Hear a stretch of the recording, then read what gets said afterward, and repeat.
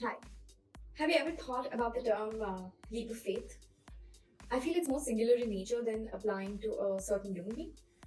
It's more for a career backflip, front flip, side jump rather than actually talking about your trust in certain relationships or your breakup or whatever you want to use the term for.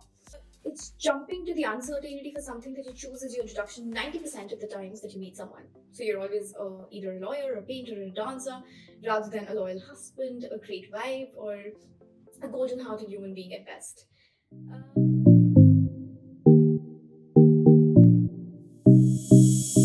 Why is it that we're so scared to change the definition?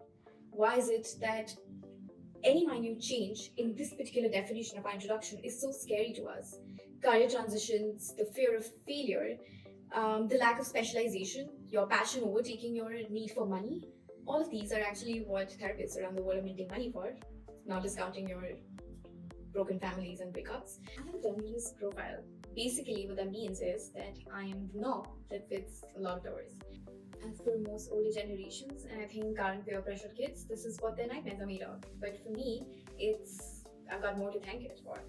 My LinkedIn profile doesn't have a linear progression than most employers have been told to prefer, but I think it also gives me like a really wide range.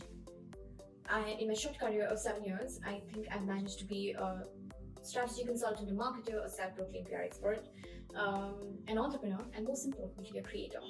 As for most studies, generalists are what people call late specializers. To be honest, I have nothing against specialization. I think a lot of industries actually thrive in it. God bless healthcare. If all you have is a hammer, everything looks like a nail problem. It's a single-minded approach to absolutely every issue that comes at work or in life, and it's precisely where my edge in your solution lies. I've met people from across all ages who are currently going through a transition, but they're so frightened or they're borderline ashamed of this career transition. While I strongly suggest you not to harbor in that phase, aka park your ass and hope for a miracle, because the industry experts tell you it's okay to not know the how, when, why of your career at all point of times, I would suggest you to work towards it every day. Pick a book, learn a language, pick up side projects, anything that gets you closer to the game that you've planned for yourself. Brimming with excitement, I have seen strong hints of nervousness when it comes to an imprint in your life. Mark Zuckerberg, the stuntman that he is, famously once said that young people are just smarter. Yet, we have seen examples of people in their 40s, 60s, 80s being better tech founders than most young people, and someone in their 30s doing the same job better than a 20-year-old. The idea being that at whatever age you decide to do what you want to do, there is no hard rule on your success or failure rate. It actually all boils down to the choices that you make and the commitment that you make to your intention. And if at 30 you decide that your first startup or the cubicle is not meant for you, it is possibly the right choice.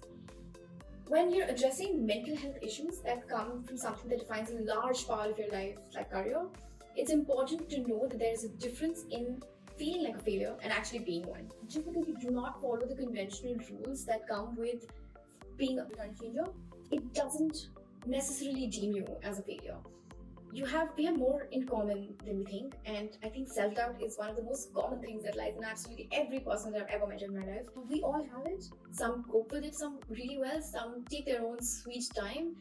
But your only job is overcoming your own intent. As long as you have the courage to know that this is my intention, this is what I need to overcome, I think we're golden. No one will remember the 6 months that you were out of a job because you were figuring things out. They will only remember what you eventually make of yourself.